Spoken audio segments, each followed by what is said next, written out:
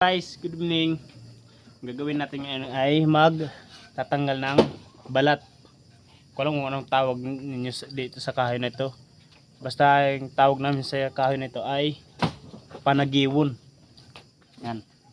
Ang gagawin natin ngayon ay babalatan to para mapanggatong natin bukas.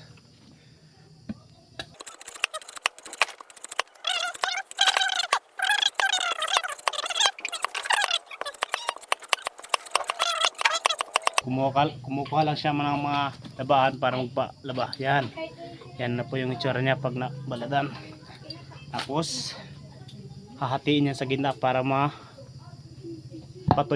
Yan. Medyo marami-rami nga ito yung aking babalatan.